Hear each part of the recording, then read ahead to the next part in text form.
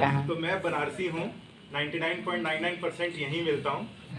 Sir मैंने अपना CV अभी रिसेंटली अपडेट किया है, जिसमें कि टेक्निकल स्किल मेरा जो था पहले वो नहीं था, और अभी मैंने उसको टेक्निकल एजुकेशन में अपना एडीसीए का सर्टिफिकेट उसमें इन्वॉल्व किया है, ताकि मतलब कंपनी के लिए जो भी है तो टेक्निकल मेरे पास एजुकेशन, मैंने टेक्निकल एजुकेशन ली हुई है, तो सर्टिफिकेशन के लिए मैंने अपने सीवी को अपडेट किया है सर। और अप्लाई करते समय हम लोग देखते हैं कि मतलब एप्लीकेशन का जो फॉर्मेट होता है वो कंसिडर किया जाए इसमें, इसीलिए सर सैल्यूटेशन वगैरह मैं पहले नहीं देता था।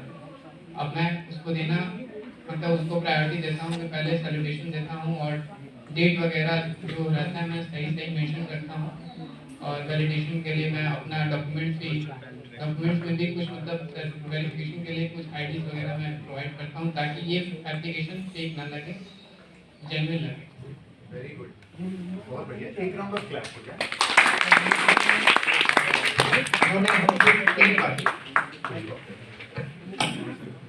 इन्होंने तीन बहुत काम की बातें कही हैं, और जो इन्होंने कहा कि इन्होंने अपनी गलतियों से सीखा कि भाई इस चीज का ध्यान रखा होता, तो रमन सर ने कहा कि टेक्निकल स्किल्स आपको जॉब में मदद करेंगी अगर आपके एप्लीकेशन सही टेबल तक ही नहीं पहुंचा, या उनका ध्यान नहीं खींचा, या उनके सामने कोई दोष उजागर हो गया, तो टेक्निकल बात तो इंटरव्यू में होती ना। इसीलिए और मैंने खुद भी ऑब्जर्व किया, क्योंकि मैं रिक्रूट करता रहा हूँ, अभी 2 साल पहले तक भी रिक्रूट करता रहा हूँ, और मेरे पास एक एम्प्लॉयर 2020 में लास्ट एम्प्लॉयर मेरी ठीक, इसको फिर फाइनली हमें पैसे का और उस सब का स्टार्टअप में तंगी भी आती है, और उस वक्त जॉब से उसने छोड़ा, और फिर वो उसका अपना चॉइस था पर्सनल रीजन से। तो पहली चीज जो उन्होंने कही कि फॉर्मल सैल्यूटेशंस यूज करने पड़ते हैं सर, मैडम, या इस तरह जो भी चीजें हैं, तो थोड़ी सी फॉर्मेलिटी, ये मेरे ख्याल से अगर सही समझ रहे हो तो ईमेल में होगा, अगर आप ईमेल से एप्लीकेशन कर रहे हैं तो इसका ख्याल रखना पड़ता है। अभी भी मैं कई बार ऑब्जर्व करता हूँ, वो ऐसे लिख दिया जाता है जैसे चैट लिख रहे हैं। चैट और ईमेल में फर्क होता है, ईमेल लिखते वक्त थोड़ी सी फॉर्मेलिटी जरूर रखें। That was the first point. Second था, उन्होंने कहा कि कोई भी टेक्निकल स्किल आपके रिज्यूम में एक थोड़ा सा आपकी मतलब आपके बारे में कुछ ज्यादा कहती है कि आप क्या कर सकोगे, ऑन द स्पॉट आपको क्या क्या आता है। नहीं तो बहुत कुछ तो सिखाना ही पड़ता है ऑन जॉब, लेकिन क्या क्या आपको पहले से आता है, तो वो हेल्प करता है। इसमें आपकी कंप्यूटर की स्किल्स भी हो सकती हैं, अगर बाई चांस आप एक्सेल हैंडल कर पाते हैं लिखिए, नहीं कर पाते वो तो एक बात ही कुछ और है, तो लेकिन जरूर लिखिए। और तीसरा उन्होंने एक बहुत अच्छी बात कही, रेफरेंसेस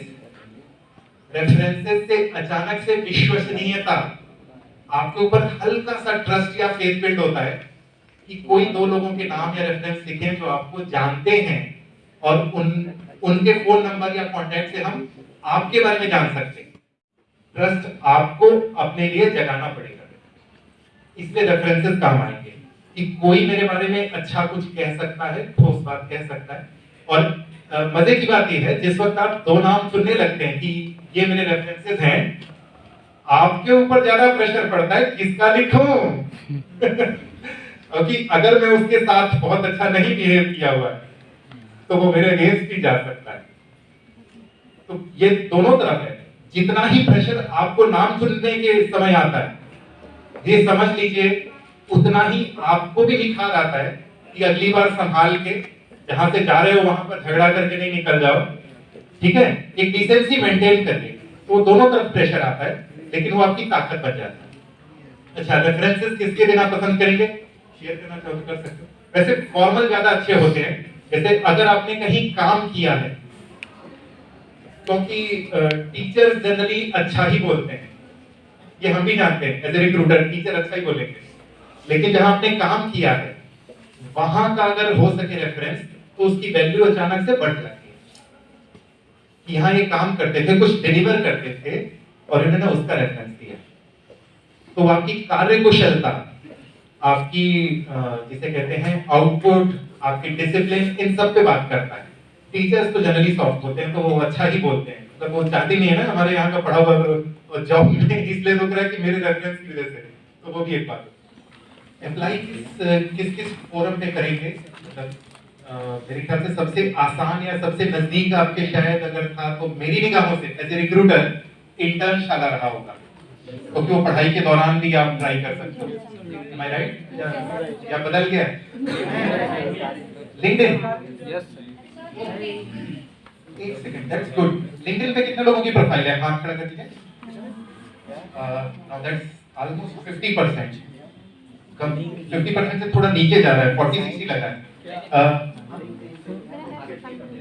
नहीं कई लोगों ने नहीं हाथ उठाया। लिंक्डइन एक अच्छा प्लेटफॉर्म है, अगर हो सके तो प्रोफाइल बनाइए और उसका भी आप रेफरेंस अपने रिज्यूम में लिखें तो भी क्रेडिबल माना जाता है। लिंक्डइन एक ऐसा सोशल मीडिया प्लेटफॉर्म रह गया जिसने अपनी ऑथेंटिसिटी अभी तक बचा रखी है। फेक कम मिलता है, गपबाजी, बटलबाजी ये सब कम मिलती है। एग्री करते हैं? आप लोग भी तो देखते होंगे। ओके, एक क्रॉस चेक कर लेते हैं। सेशन में आना था और आपको पता था 3 घंटे यहाँ रगड़े जाएंगे, किसी ने मेरा लिंक्डइन देखा? हाँ? हल्का तो खोला तो फिर बंद कर दिया। हाँ या ना, खोला मतलब खोला, ठीक है, देखा था क्या? So first thing, good, clap. देखिए, क्लैप का रीजन ये है, इसका मतलब इन्होंने चाहे एक बार कोई सही, इनको अपने टाइम की कीमत थी। ऐसा ना हो यार कोई झंडू बुला ले और मैं 3 घंटा बर्बाद कर दूं। नहीं, that's a genuine check, I am telling you, क्योंकि मैं खुद ये करता हूँ। कई बार क्या होता है, स्पीकर की प्रोफाइल यहाँ अच्छे से नहीं लिखी होती, और मैं पर्सनल एक्सपीरियंस से कह रहा हूँ, मतलब हम यहाँ सच बोलते हैं, हमें मतलब कोई बनावट की जरूरत नहीं है। कई बार ऐसा हो जाता है कि जब स्पीकर की प्रोफाइल के बारे में कम लिखा होता है, तो आप समझ सकते हैं वो क्यों कम लिखा होता है। ऐसे में लिंक्डइन आपको तत्काल मदद करता है। Should I even waste my 1 hour with this person और no, and it's a good call. मदना पे 10-20 सर मैं भी पहले बहुत ज़्यादा ऐप्स इस्तेमाल करता था, लेकिन मैं उसका एक सॉल्यूशन निकाला था। मैंने सारे ऐप्स के नोटिफिकेशन ही बंद कर दिए थे जाके सेटिंग में, क्योंकि मुझे व्हाट्सएप चलाना है तो आधी घंटे चलाना है, 1 घंटे चलाना, मैं तब डिसाइड कर पाया। इंस्टाग्राम चलाना है तो सारे ऐप्स जितने थे मेरे फ़ोन में मैंने एक दिन उस पर दिया, और सारे ऐप जितने भी थे उसके सारे नोटिफिकेशन मैंने बंद कर। जब नेट भी चलता था तो नोटिफिकेशन आता था, और मेरी पढ़ाई जो है 3 से 4 घंटे उस समय बढ़ी, और मैं अब ज़्यादा सेंट्रलाइज हो गया हूँ और मैं आगे और अच्छा कर सकता हूँ। अभी मुझे रिजल्ट्स मिल रहे हैं और मैं देख रहा हूँ कि मैं आगे बढ़ रहा हूँ। तो सर डिलीट का ऑप्शन है, लेकिन मेरे पास इससे अच्छा ऑप्शन रहा, मैं यूट्यूब पे नहीं देखा हूँ। ये मैंने खुद से अप्लाई किया, मैंने सोचा था क्या कर सकता हूँ क्या, क्योंकि डिलीट कर देंगे तो फिर मैसेजेस नहीं आएंगे, मन करेगा तो फिर इंस्टॉल करना पड़ेगा, फिर 40 MB देना पड़ेगा। सही कह रहे कि नहीं? 40 MB सही कह रहे हैं। और कंपनी को भी क्यों पैसे दें? 40 MB 50 MB हर समय अपडेट क्यों करें? अपडेट को मैंने बंद कर दिया, नोटिफिकेशन को मैंने आधी घंटा टाइम दो, नोटिफिकेशन बंद करो, व्हाट्सएप खोलना है तो खोलो। लेकिन मुझे हंसी इससे आ रही है कि नाजुक सी उमरिया में एक ऐप डिलीट करने में कितना कलेजा भारी हो रहा है। 40 MB। फिर एक बात आती है कि आप जरूर तोलेंगे कि बोलने वाला कितना। संयोग से मैं मोबाइल खोल के दे भी दूं तो मेरे पास सिर्फ एक व्हाट्सएप है, इस पे कोई मैं वो नहीं सोशल मीडिया ऐप नहीं रखता। फेसबुक झंझट है, इंस्टा पे तो हमारी उम्र वाले उतरे ही नहीं जाता, उतरे भी तो लौट आए, मतलब कुछ समझ नहीं आ रहा था, मैं यूआरएल भी पेस्ट नहीं कर पा रहा था। मैं कहा यार ये तो मतलब इतना मतलब क्या टाइप का वाहियात कम्युनिकेशन है। मेडल ना मिले, मेडल दिलाने वाले तो पता ही होंगे। अब आप कभी नहीं भूलेंगे, एक आदमी से मिले थे जिसने इंडिया को मेडल दिलाने से बचाने की कोशिश की।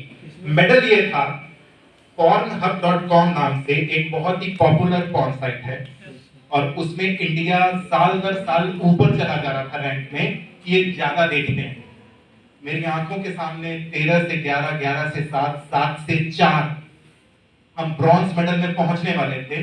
2018 में सक्सेसफुली 825 वेबसाइट्स हमने कोर्ट कचहरी करके 4 साल 5 साल की सोशल वर्क के साथ ब्लॉक करवाया, लेकिन 2018 में हम वहां ब्रॉन्ज मेडलिस्ट हो गए। संयोग की बात यह है अब हम टॉप 10 में भी नहीं है। एक ताली हो जाए।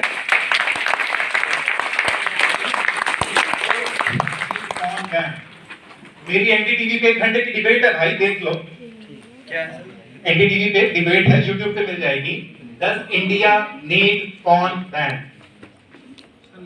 मैंने यही बनारस से अटेंड की है, स्काइप पे था, और 1 घंटे की डिबेट है। मैंने बहुत सारी कलई खोली है उस इंडस्ट्री की, all the way up to involvement of influential people.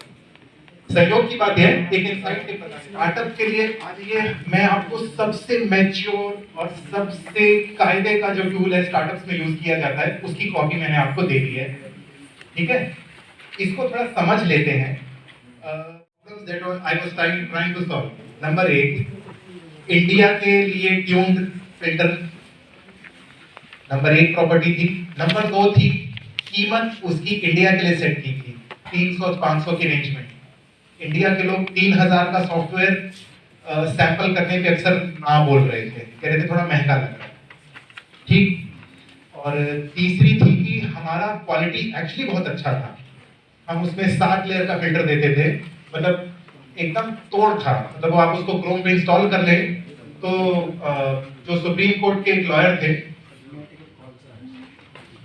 तो उन्होंने जिन्होंने पिटीशन फाइल की थी, उन्होंने मुझे कहा शुक्ला जी जितनी ट्रिक्स मुझे आती थी सब मैंने ट्राई कर लिया, सब रोकता है। मैंने कहा हाँ, क्योंकि जब मैं पैसा लेता हूं तो मैं मानता हूं कि पेरेंट्स ने मुझ पे भरोसा किया कि उनके बच्चे के सामने गलत चीज नहीं आएगी, मतलब अश्लील कंटेंट अभी नहीं आएगा, और पैसा ले रहे हैं तो आप भरोसा कायम रखेंगे ना, हर कोशिश करेंगे। तो 7 लेयर 7 फिल्टर उसमें लगा रखे थे और ताबड़तोड़ रोकता था। और मतलब उसकी वजह से, अपनी क्वालिटी की वजह से अचानक इंडिया की वजह फॉरेन में ज्यादा बिकने लगा और हम हैरान थे। 120 देशों में क्लॉक हुआ है। हम एक्सेल बना के ट्रैक करते थे, बड़ी खुशी होती थी जब किसी और देश में पहली बार कोई क्लाइंट बनता था, तो बड़ी खुशी होती थी। और ठीक है, तो खुशी भी हमारे साथ। तो नएपन में कई तरह का नयापन होता है। हम कुछ सोच के चलते हैं और कुछ और भी होता है। मार्केट कहते हैं मार्केट किसी के बाप की नहीं होती, तो मार्केट में नयापन होगा, आप कुछ सोचेंगे नया रिएक्शन आ जाएगा, नया टिप्पणी आ जाएगी, कोई नया ही सवाल आ जाएगा। मार्केट चेंज भी होती है, आपको भी सिखाती है। तो ये जो ग्राफ बनता है या ये जो शीट बनती है, ये करीब करीब समझिए हर 3 महीने 6 महीने पे थोड़ा थोड़ा बदलाव होता है। तो प्रॉब्लम्स है। अच्छा, सेकंड पॉइंट था कस्टमर सेगमेंट। कस्टमर सेगमेंट में हमें नयापन मिल रहा था। हम तो इंडिया सोचे और फॉरेन में भी करें। अच्छा, मजे की बात ये, फॉरेन में सॉफ्टवेयर के लिए पेमेंट करने का कल्चर है, अमेरिका या यूरोप देशों में। एक्चुअली हमारी गूगली इंडिया में हुई। इंडिया में सॉफ्टवेयर के लिए, अब सोचिए मैं कहां खड़ा था, मैं इंडिया में सॉफ्टवेयर बेचने की कोशिश कर रहा था। प्रॉब्लम ये हो गई, आदत ही नहीं है। आज तक हमने सॉफ्टवेयर का दाम ही नहीं दिया, इनका भी नहीं देंगे। ट्रायल एक्सपीरियंस, हम ट्रायल देते थे 7 डेज 50 डेज, वो एक्सपायर कर जाता, नहीं दिखता था। फॉरेन में सेल हो जाता था। फॉरेन में टेंडेंसी है सॉफ्टवेयर का पेमेंट करने की, इसलिए शायद वहाँ सॉफ्टवेयर की इंडस्ट्री ज्यादा डेवलप्ड है। लेकिन हमें तो यही फुल खिलाना था बनारस से। तो ऐसे में क्या होता है, आप अपनी मार्केट के हिसाब से एडजस्ट करते हैं। हमने भी फिर फॉरेन के लिए ज्यादा एडजस्ट करना शुरू कर दिया। इंग्लिश वर्जन सपोर्ट करते, हिंदी की चाल धीमी पड़ गई, क्योंकि जहां कस्टमर है वहीं पर आप ट्रैक करोगे ना उसको। तीसरा box, unique value proposition. Market में कंपटीशन होना नहीं था तो पैदा हो जाएगा। नेटफ्लिक्स के आते पीछे से 5-6 ओटीटी प्लेटफॉर्म आ गए कि नहीं आ गए? एमएक्स प्लेयर, फलान, ढिमका, नाच, बूट, सब नाम आते रहते हैं, आप थक जाते हैं ट्रैक करते करते। तो अगर वहां प्रॉफिट है तो उसको कोई कॉपी करने की कोशिश करेगा। उस वक्त आपको बताना पड़ता है आप में क्या खास है। चौथा सॉल्यूशन टॉप 3 फीचर्स जनरली लोग याद रखते हैं कि क्या विशेष था इस सॉफ्टवेयर में या हमारी कौन सी 3 प्रॉब्लम्स इसने सॉल्व की, तो जनरली टॉप 3 माना जाता है। आपके सोल्यूशन में बहुत कुछ हो सकता है, लेकिन लोगों की मेमोरी ऐसी चलती है, 2 या 3 बातें याद रखते हैं। जैसे नेटफ्लिक्स में शायद है एडिक्शन लेवल बहुत हाई है और क्वालिटी भी अच्छी रखी है उन्होंने शुरुआत में, अब तो काफी लोग बैलेंस कर देते हैं। पांचवा की मैट्रिक्स होती हैं, जैसे ये आमतौर पे हमको नहीं पता होता। की मैट्रिक्स में हम लोग पकड़ते हैं कि जैसे कितने नए लोग हमारी ऐप डाउनलोड कर रहे हैं रोजाना, उसमें से कितने कन्वर्ट कर रहे हैं कि पेमेंट कर रहे हैं। मैं अपने एग्जांपल के साथ बता रहा हूँ। मैं सॉफ्टवेयर बना करता था, किसी मेकअप एक ने मेकअप ही कहा था, मेकअप तो उस सब में रेशियो कहीं काफी डिफरेंट होता है, क्योंकि मेकअप अगर इंडस्ट्री में आदत है पेमेंट करेंगे ही करेंगे, और चूंकि वो मौका इतना गर्म होता है शादी का और मुहूर्त का कि वहां तो मैं उसमें पॉकेट काटी जाती है। ये तो थोड़ा सस्ते में करना चाहती है, यहाँ तो लोग बल्कि पॉकेट काटने के पैकेज निकालते हैं। जैसा कि आपने बताया कि बनारस में सर ये सारी चीजें प्रॉब्लम करती है, तो ये हम लोग फेस करते हैं एज आर्टिस्ट, ये सब फेस करते हैं क्योंकि रिश्तेदारी में काम कराना चाहते हैं लोग। अरे थोड़ा आपको पता ही होंगे, आपका डेटा प्लान खत्म हो रहा होता है या नेट पैक बंद हो रहा होता है, तो आपको रिमाइंडर देते हैं। चैनल्स या पाथ को कस्टमर में गिना जाता है। रिमाइंडर दिया तो जल्दी रिचार्ज हुआ, नहीं तो फोन कटने के बाद होगा, पेमेंट 2 दिन पहले आएगी ना। तो ये एक्स्ट्रा जो एसएमएस भेजते हैं ये भी कस्टमर कम्युनिकेशन का हिस्सा माना जाता है। इन सब बातों का ध्यान रखना। शुरुआत में नहीं पता चलता, लेकिन धीरे धीरे सब काउंट होता है। रिमाइंडर दे दो, पेमेंट का रिमाइंडर दे दो, अलर्ट दे दो। क्यों? क्योंकि यूजर डिस्ट्रैक्टेड भी है, वो सोशल डिलेमा को झेल भी रहा है कि वो भूल जाता है, कुछ और याद आ गया, तो रिमाइंडर वगैरह ये सब उसका हिस्सा होते हैं। सातवां हमने कहा रेवेन्यू स्ट्रीम। ये एक्चुअली बहुत इंपॉर्टेंट बॉक्स है। यहाँ वो कैलकुलेशन होती है कि मान लीजिए ब्यूटी पार्लर का एक केस है, कितने कस्टमर महीने के आए और कितना मार्जिन हो तो मेरा बिजनेस चलेगा, राइट? नहीं तो अगर मान लीजिए महीने के 10 कस्टमर हैं और एवरेज वो 5000 का बेनिफिट मिल रहा है हमें एक ब्यूटी पार्लर या मेकअप करने में, ब्राइडल मेकअप में, तो 50,000 की कमाई। अब उसमें खर्चे और स्टाफ की सैलरी, आना जाना, ये सब कस्टमर कम्युनिकेशन, इन सबको माइनस करेंगे तो एक प्रॉफिट निकल के आएगा जो लिखा है ग्रॉस मार्जिन।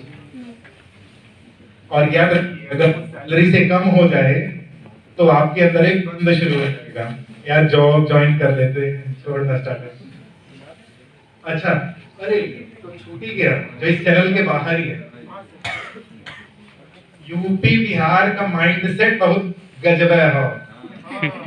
हमसे या हमारे जैसों से अक्सर पूछ लिया जाता है, आपसे पूछेंगे क्या कर रहे हो? मैं अपनी कंपनी चलाता हूँ। हाँ वो तो ठीक है, कहीं नौकरियों की अप्लाई कर लो।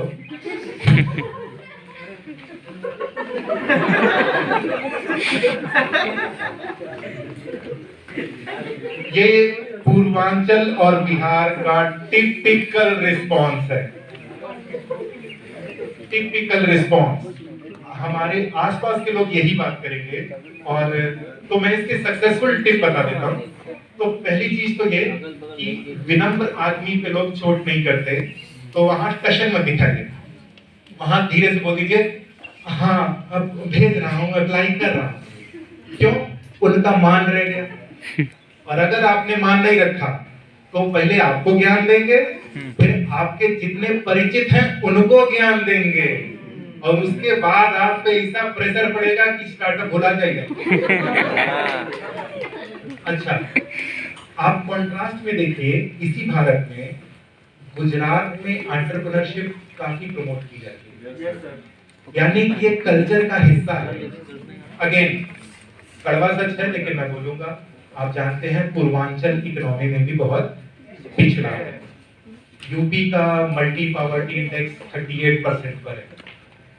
ये कुछ नीति आयोग की लेटेस्ट रिपोर्ट कह रही है। पिछड़े भी हम, फैशन में भी हम रहते हैं, अकड़ भी हम ही में जाते हैं। मतलब बीमार भी हैं, मानते भी नहीं बीमार है, और इलाज तो हम पकड़ते नहीं। तो लड़िए चुपचाप कहते हैं हाँ हाँ अप्लाई कर रहे हैं, कहीं कोई कंपनी में है कॉन्टेक्ट भेज दें, भेज दीजिए, कोई दिक्कत नहीं, ठीक है। नंबर 1। नंबर 2, ऐसे में एक बहुत वाइटल इंग्रेडिएंट होता है स्टार्टअप इकोसिस्टम। अपने जैसे स्टार्टअप से मित्रता बनाएं, क्योंकि आपका दर्द वही समझेगा। 2-4 यार भी इकट्ठे हो जाएंगे ना, तो होगा यार तेरी हाँ दिक्कत आ रही है, चलिए किसी ने मैंने ये ट्राई किया। यानी जहां समस्याओं का अंबार लगा है, ऐसे लोगों में बैठना जो खुद स्टार्टअप चलाते हैं, इससे पावरफुल सिंगल मोस्ट फैक्टर मैंने नहीं देखा। तो स्टार्टअप के इकोसिस्टम में जुड़े, अपने जैसे लाइक माइंडेड में जाएं। अनलाइक माइंडेड में जाएंगे तो जान ही रहे हैं नौकरी कहीं ना कहीं। वो इस चार्ट के बाहर था, लेकिन लिख लीजिए, it's a point worthy of noting. Purvanchal में बैठे हैं भाई, ऐसा नहीं कि मुझे पे प्रेशर आता है, आप सब पे भी आएगा। बीटेक, आईआईटी के बीटेक के इससे आप फाइनल ईयर जो ग्रेजुएट करके निकला हो, आप उससे पूछने यार इंटरनेट काम कैसे करता है, थोड़ी देर बाद वो अब कर रहा होगा। मैंने पढ़ा, क्योंकि मुझे वो एफिडेविट भी लिखना था, आप रोक सकते हैं। और फाइनली सुप्रीम कोर्ट के मेरे लॉयर पंजवानी सर ने मुझसे ये आंख में आंख डाल के बोला था, रोक सकते हो और आप अपनी मतलब अपनी पूरी बाहुबल बुद्धि पर सब कुछ तोलते हो हाँ बोलने से पहले, क्योंकि सुप्रीम कोर्ट में अगर गलत बयानी कर दी तो उसकी बेल नहीं मिलती। डिस्ट्रिक्ट कोर्ट की हाई कोर्ट में मिलती है, हाई कोर्ट की सुप्रीम कोर्ट में मिलती है, और सुप्रीम कोर्ट में गलत बयानी। प्लस मैं सत्यवादी, मतलब मैं अपने आप को गंभीर लेता हूँ, मैं अपने बोलने से पहले मैं खुद तोलता हूँ। तो मेरे जैसे के लिए मैंने उसके लिए बहुत सारा रिसर्च किया, बहुत कुछ पढ़ा समझा, वो मेरे एफिडेविट का हिस्सा है। और फाइनली मतलब कुछ लोग कहते हैं ऑलमोस्ट एक पीएचडी बराबर आपने काम कर दिया उस पर। मैं कहता हूँ भाई मैं संवेदनशील हूँ, बच्चियों की सेफ्टी के लिए ये कोई बड़ी कीमत तो नहीं है। और मेरे पास अच्छा स्टार्टअप में एक और आइडिया है, भूलिएगा नहीं, दशरथ मांझी। कोई बुरा दिन आएगा, आप अपने से पूछ रहे हो कि मैं स्टार्टअप क्यों की, पैसा डूब रहा है, दोस्त लोग मजाक उड़ा रहे हैं, बड़े लोग कह रहे हैं नौकरी कर लिए होते, उस वक्त वो आइकन भी काम आता है। इलिटरेट था, सिर्फ हथौड़ा और छैनी, अकेले लड़ रहा था, तो आप क्यों नहीं। तो मेरे सामने सवाल बार बार आया, आईआईटी की डिग्री, 13 साल का देश विदेश एक्सपोजर, सेविंग में अच्छा खासा पैसा, और बुद्धि मतलब माँ सरस्वती की खूब कृपा है कि मेरा तेज काम करती है, एकदम धाए धाए कर गोली की रफ्तार से चलती है। इतना कुछ होते हुए हथियार कैसे डाल सकते हैं? थोड़ा और पढ़ लो, थोड़ा और मेहनत कर लो, थोड़ा और निखार लो अपनी कला को, अपने फिल्टर को, लेकिन ना मत बोलना, क्योंकि पीछे बच्चियों की एक फौज खड़ी है जिनका चेहरा नहीं देख पाओगे। मुझ में आज ये ताकत है कि मैं महिलाओं से भी आंख हिला के बात कर पाता हूँ। क्यों? कुछ करके आ रहा हूँ आपकी सुरक्षा के लिए, बच्चियों की सुरक्षा के लिए। नहीं तो एक बार होता है ना, आप सोसाइटी का चेहरा कैसे देखेंगे कि हम पैसा बना रहे थे, जॉब कर रहे थे और हमने इस प्रॉब्लम को छोड़ दिया। तो वो उस नएपन का हिस्सा है कि आप बहुत कुछ कर सकते हैं।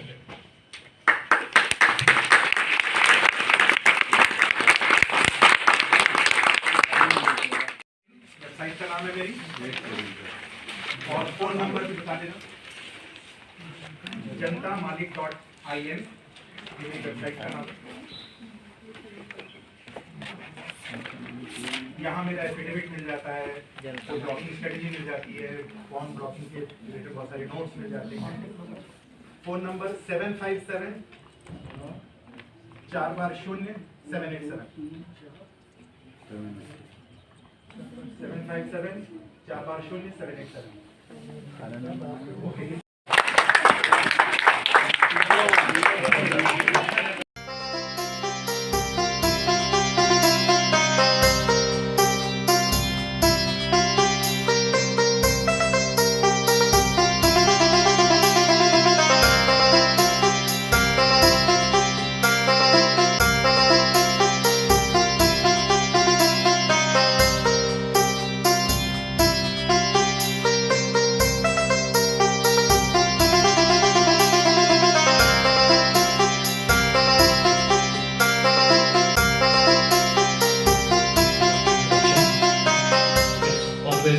great pleasure to come back to a place where you have spent almost 24 years of your life.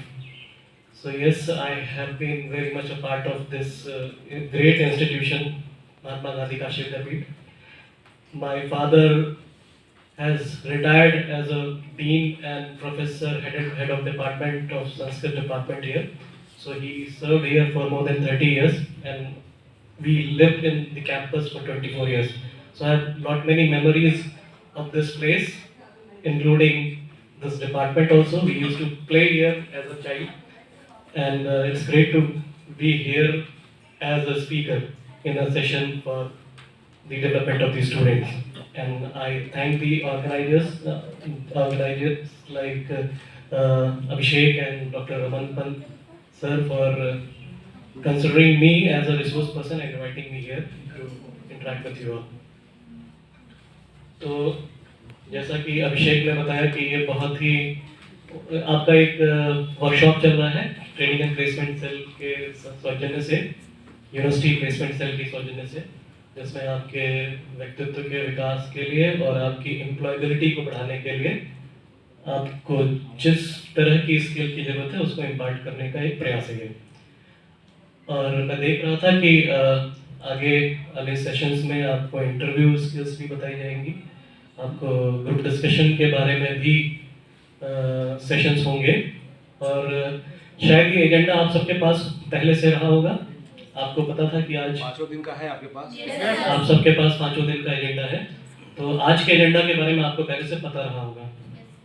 तो जब आपने एजेंडा देखा था कि आज सीवी के बारे में बात होगी या application writing, email writing, covering letter writing के बारे में बात होगी, तो आपने कुछ अपनी अपेक्षाएं थी आपके सेशन से कि आपको क्या सीखने को मिलेगा? कुछ आपको एक्साइटमेंट हुआ था कि ये कुछ हमारे काम की चीज बात होने वाली है? कुछ ऐसा ख्याल आया आप में से? कितने लोगों ने उसके बारे में गौर किया कि आज कुछ होने वाला है? How many of you? Okay, तो आप सीवी का महत्व, सर अभी कह रहे थे कि सीवी बहुत इंपॉर्टेंट डॉक्यूमेंट है, क्योंकि 2 स्तर पे इसका महत्व होता है। एक तो जब आप कभी अप्लाई करते हैं तो सबसे पहले आपसे मांगा जाता है आपका सीवी। क्या प्रोसेस होता है जब आप कहीं पे भी जॉब के लिए अप्लाई कर रहे होते हैं? इसको हम इंटरैक्टिव सेशन बना के रखें, केवल मैं बोलूँ आप सुने, वो उतना मजा नहीं आएगा। आप भी बोलेंगे तो हमें इसको बिल्ड करने में आसानी रहेगी, ठीक है? तो अगर आप नौकरी के लिए प्रयासरत हैं तो क्या तरीका होता है, आप किस तरह से नौकरी सर्च करते हैं? थ्रू रेफरेंसेस, लिंक्डइन पे जाते हैं, मॉन्स्टर पे जाते हैं, और इंटर्नशाला पे जाते हैं, और shine.com पे जाते हैं, ठीक है? naukri.com पे भी जाते होंगे, ओके। और इसके अलावा क्या करते हैं? सरकारी नौकरियों में आप अप्लाई करते हैं, सरकारी-naukri.com पे जाते होंगे, ठीक है? और क्या करते हैं? कंसल्टेंसी में जाते हैं। ये जहाँ कहीं भी आप जाते हैं तो 2 तरह से बातें होती हैं। एक तो जो एम्प्लॉयर है, जो प्रोस्पेक्टिव एम्प्लॉयर है, जो नियोक्ता है, जो आपका नियोजन करेगा, ठीक है, वो या तो दे आर सॉलिसिटिंग एप्लीकेशंस, वो आपसे आमंत्रित करते हैं कि हमारे यहाँ ये वैकेंसी है, आवेदन करिए। आवेदन का आमंत्रण होता है, ठीक है? आप लोग आवेदन करिए उसके लिए। तो जब आप आवेदन करते हैं तो वहाँ पे अक्सर आजकल कंप्यूटर के थ्रू आवेदन करना होता है, या अभी भी पोस्टल एड्रेस वाला भी सिस्टम है जहाँ पे वो एक पोस्टल एड्रेस आपको दे देंगे, और कई बार वो फॉर्म होगा, फॉर्मेट होगा, ठीक है? सरकारी नौकरी वगैरह में भी फॉर्मेट होते हैं जो आपको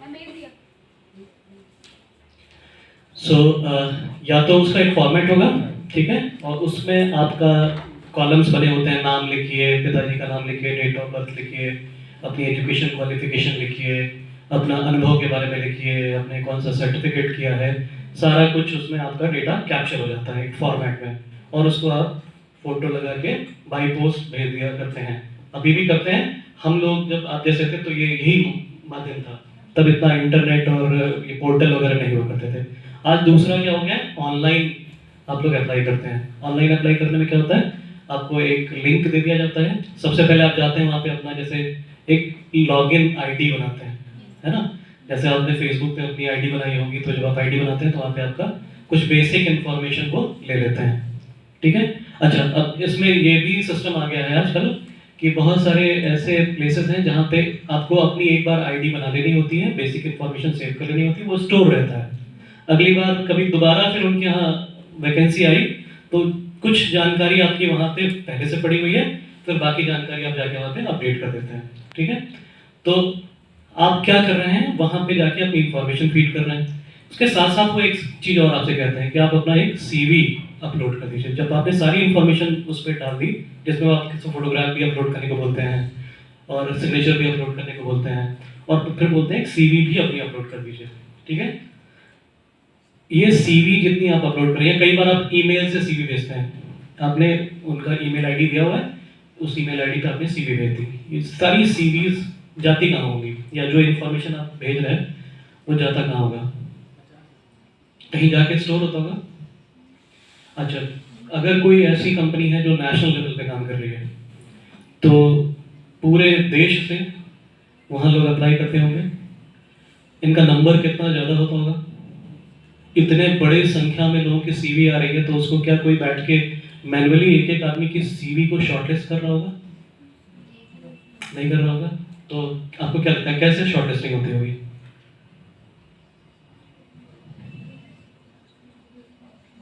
अच्छा, चलिए दूसरी तरह सवाल करते हैं। आप लोग सभी लोग सोशल मीडिया यूज करते हैं?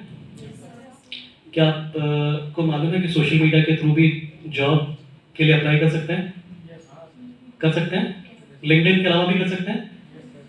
कहाँ किया है आपने? किसी ने फेसबुक पे जाके जॉब के अप्लाई किया है? ऑप्शन आता है, और जब उस ऑप्शन पे जाके आप अपना अप्लाई करते हैं तो वो कुछ इन्फॉर्मेशन आपकी जो फेसबुक के पास है वो ऑलरेडी कैप्चर कर लेता है, और कुछ information pertaining to that job वो आपको अपलोड करनी होती है। इसी तरह से लिंक्डइन में होता है। तो ये जो फेसबुक आप लोग यूज़ करते हैं, वहाँ पे आपने देखा होगा कि अक्सर आपको नोटिफिकेशंस आते हैं, है ना। कई बार प्रोडक्ट वगैरह के भी नोटिफिकेशंस आते हैं। ये सारा डेटा जो जनरेट हो रहा है, फेसबुक को कैसे पता लग जाता है कि आप अभी कुछ देर पहले कुछ सर्च कर रहे थे? कई बार आपके साथ ऐसा हुआ कि आपने इंश्योरेंस सर्च किया, और जब फेसबुक पे गए तो वहाँ पे आपको इंश्योरेंस का ऐड दिखने लगा। आपने होटल सर्च किया, यहाँ पे आके दिखने लगा। वो क्या कर रहे हैं? डेटा, जो डेटा जनरेट हो रहा है आपके हर एक्टिविटी से, जो आप सबके पास स्मार्टफोन है, उस पर आप लोग फेसबुक या सोशल मीडिया सर्फ करते हो, सर्चिंग करते हो, हर चीज़ गूगल पे करते हो, तो डेटा कलेक्ट हो रहा है। ये डेटा सब जो इकट्ठा होता है, ये हम सब खासतौर पे इंडियंस तो बहुत ज़्यादा डेटा जनरेट कर रहे होते हैं। कंपनीज इस डेटा को क्या करती हैं? एनालाइज करती है। उनके पास ऐसे टूल्स होते हैं, उन टूल्स को क्या कहते हैं, किसी को मालूम है? Data analytics tools. आप लोगों ने बिग डेटा का नाम सुना हुआ है? नहीं सुना है तो आपको सुनना चाहिए, क्योंकि आज ये जो दौर चल रहा है ये डेटा एनालिटिक्स, मशीन लर्निंग और आर्टिफिशियल इंटेलिजेंस का चल रहा है, ठीक है। यानी मशीन आपकी तरह लर्न कर रही है और उसके अंदर आर्टिफिशियल इंटेलिजेंस आ चुका है। पहले आप में से किसी ने अगर डिजिटल कैमरा यूज़ किया हो, जो पहले आता था, आजकल तो मोबाइल से फोटो खींचते हैं, उसमें कई बार सेटिंग करनी होती थी, है ना। आप उसकी सेटिंग कर लेते हो, लाइट एडजस्ट करते हो, जूम देख लेते हो, दिन में खींचते हो क्या सेटिंग रखनी है, रात में फोटो खींचते हो क्या सेटिंग रखनी है, और कोई फिल्टर लगा लेते हो। हर बार फोटो खींचते वक्त एक पर्टिकुलर एनवायरनमेंट में आप एक फिल्टर लगा लेते हो। ये बार बार आप करते हो और मशीन धीरे धीरे सीख जाती है, वो लर्न कर लेती है कि जो हमारे मालिक हैं वो एक ही सेटिंग हमेशा इस तरह के सिचुएशन में यूज़ करते हैं। तो अगली बार वो आपको जो करने की जरूरत नहीं पड़ेगी, वो ऑटो सेटिंग कर देगा, ठीक है। तो मशीन क्या बनती आ रही है? स्मार्ट बनती आ रही है, उसमें आर्टिफिशियल इंटेलिजेंस आ गया है, और ये एक लार्ज अमाउंट ऑफ डेटा को हैंडल करने की कैपेबिलिटी मशीन के थ्रू हमारे अंदर आ गई है। एप्लीकेशंस को भी जो आप लोग फिल करते हो, अपना रिज्यूमे सेंड करते हो, अपना सीवी सेंड करते हो, वो डेटा एक जगह जाके कलेक्ट हो जाता है। और आज कंप्यूटर के through, computer technology, information technology के थ्रू हमारे पास ये कैपेबिलिटी है कि हम उस डेटा को एनालाइज कर सकें, उसमें से मीनिंगफुल इंफॉर्मेशन को एक्सट्रैक्ट कर सकें। तो उसके लिए सिस्टम होता है जिसको कहते हैं एप्लीकेशन ट्रैकिंग सिस्टम। ठीक है, एप्लीकेशन ट्रैकिंग सिस्टम्स उस इंफॉर्मेशन में से जो आपने सारी डेटा फिल किया है और अपनी सीवी अपलोड की है, वो जाके एक जगह स्टोर होता है और ऐसे फॉर्मेट में स्टोर होता है कि बड़ी आसानी से एक फिल्टर, जैसे आप कोई फ्लिपकार्ट वगैरह पे सर्च वो करते हो, कोई प्रोडक्ट खरीदते हो तो सर्च करते हो ना, प्राइस लोवेस्ट फर्स्ट, है ना, ब्रांड से सर्च कर लेते हो, साइज से सर्च कर लेते हो, कलर से सर्च कर लेते हो। वैसे वो एप्लीकेशन ट्रैकिंग सिस्टम में वो फिल्टर्स लगे होते हैं। तो उसे अगर किसी एक पर्टिकुलर जॉब के लिए एप्लीकेशन, बहुत सारे एप्लीकेशन आए किसी कंपनी में, और वो देखना चाहते हैं कि इस जॉब के लिए एक पर्टिकुलर स्किल की उनको रिक्वायरमेंट है, सपोज उनको 5 इयर्स एक्सपीरियंस चाहिए और ऐसे बच्चे चाहिए जो एमएसडब्ल्यू की हो, तो 2 फिल्टर लगा देंगे उस पूरे में, एमएसडब्ल्यू विद 5 इयर्स एक्सपीरियंस। वो सारे जितने एमएसडब्ल्यू विद 5 इयर्स एक्सपीरियंस वाले होंगे उनकी सीवी आ जाएगी। फिर उनको चाहिए MSW with 5 years experience, location Varanasi, Varanasi डालेंगे, वो वाराणसी वालों को फेच करके दे देगा, राइट। तो ये जो सिस्टम्स है आजकल, वो कीवर्ड्स को पकड़ते हैं और उसके हिसाब से जो शॉर्ट लिस्टिंग होती है, हम लोग कहते हैं ना कि हमारी सीवी शॉर्ट लिस्ट हुई है, बहुत सारे लोगों ने अप्लाई किया लेकिन शॉर्ट लिस्ट कम लोग हो गए। तो शॉर्ट लिस्ट किस बेसिस पे होते हैं? उन कीवर्ड्स के बेसिस पे होते हैं जिन कीवर्ड्स की रिलेवेंसी उस जॉब के लिए है। हर जॉब जो एम्प्लॉयर होता है वो किस तरह से सोच रहा होता है, जॉब का मतलब क्या है, उनके पास एक वैकेंसी है, उनको एक मैन पावर चाहिए जो कुछ काम उनके ऑर्गेनाइजेशन में है जिसको कर सके, उस काम को करने के लिए कुछ स्किल सेट की जरूरत है। जैसे आप लोग एमएसडब्ल्यू के स्टूडेंट हो तो आप लोग को नॉर्मली किस तरह की आगे आपकी जॉब होती है? एनजीओज में आप लोग जाते हैं, फेलोशिप जॉब हुई या वो तो एक अलग करियर हो गया ना। आप जॉब की अगर बात करें तो एक तो आप गए एनजीओ में, तो एनजीओ में जाने के बाद किस किस तरह के काम करने होते हैं आपको? ग्रास रूट प्रोग्राम में क्या करते हैं? ग्रास रूट प्रोग्राम में कम्युनिटी में वर्क करते हैं, कम्युनिटी डेवलपमेंट के लिए वर्क करते होंगे। और क्या करते हैं सर? मेडिकल सेक्टर में भी मेडिकल सोशल वर्कर, काउंसलर जो होते हैं, काउंसलर, ठीक है। और मेडिकल में जो काम करते हैं उसका कोई एक पर्टिकुलर नाम है क्या? Medical social worker, medical social worker, ठीक है। तो कोई एनजीओ है, उसे हैंड्स की जरूरत है, ह्यूमन रिसोर्सेज की जरूरत है, और उन्हें पूरा मालूम होता है कि किस काम के लिए हमको ह्यूमन रिसोर्स की जरूरत है। अगर उन्हें बंदे चाहिए तो वो बंदों से क्या काम लेंगे ये उन्हें मालूम होता है। वो उनकी जॉब डिस्क्रिप्शन में वो लिखते हैं कि we are looking for some candidates who possess this qualification, skill, experience, ठीक है। अब आपने अप्लाई किया, आपकी सीवी उनके पास गई, उस सीवी में अगर वो एक्सपीरियंस दिख रहा है, वो रेलेवेंट कीवर्ड दिख रहा है, कम्युनिटी डेवलपमेंट पे आपका एक्सपीरियंस है, आपने प्रोजेक्ट कर रखा है, इंटर्नशिप कर रखी है, आपने ऑन द जॉब कोई ट्रेनिंग ले रखी है, तो आपका सीवी शॉर्टलिस्ट हो जाएगा, ठीक है। तो they are matching, they have a requirement in terms of some skill set, some experience, some expertise, and you are here with some skill set, some expertise.